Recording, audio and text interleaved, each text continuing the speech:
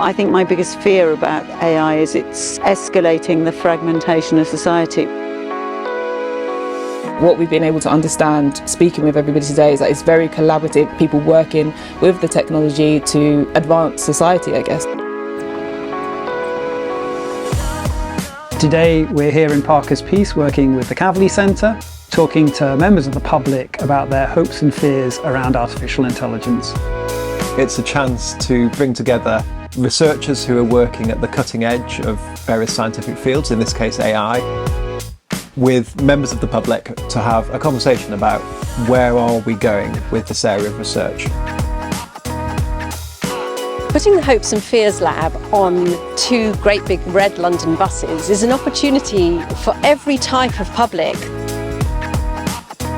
What's been beautiful is that 15-minute mini conversation that we're offering people with researchers is actually really the length of a bus journey, and people are able to hop on, no booking, and actually genuinely end up somewhere different.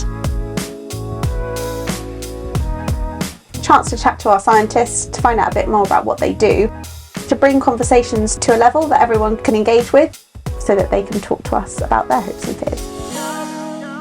Specifically around the topic of education, I'm quite interested in how people will develop kind of new ideas, develop new skills.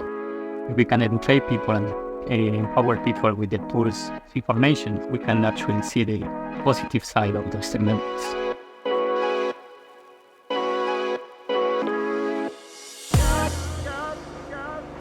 Imagine a classroom where the teacher has, say, an AI assistant and it does all the teaching. There will still be something humans that robots can't achieve, and that's where the teachers step in.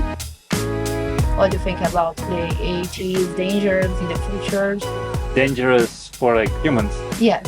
In an existential sense? Yes, maybe. The other thing that worries me a lot is the lack of regulation. AI tries to answer your question, but if you want a question which is outside the scope of that, then you're stuck. Kavli is very much about creative ways of engaging and doing things differently. So we've worked with a local artist called Tom McLean, who's made the entire look and feel of the lab. So all of the character illustrations you see, the font we use, everything has come from Tom. We're also working with local artist Hilary Cox-Condren on a installation piece. She's going to be pulling together what people think on the day and turning it into an exhibition on the ground floor of one of our buses. It was quite engaging to meet other like-minded people. I had school kids, I also had university adults, and also everyday public coming in to talk about or ask questions. I think that many of us feel that the national conversation around artificial intelligence isn't going in quite the right direction, that it needs to be engaging the people who are affected by these technologies more. We engage with other people who are chatting about the same things, which is always a fun thing to do, especially when it's something that is so prevalent in the news at the moment. I didn't think it will actually be this interactive and just move to different people and really pick their brains. I love it, I like the format.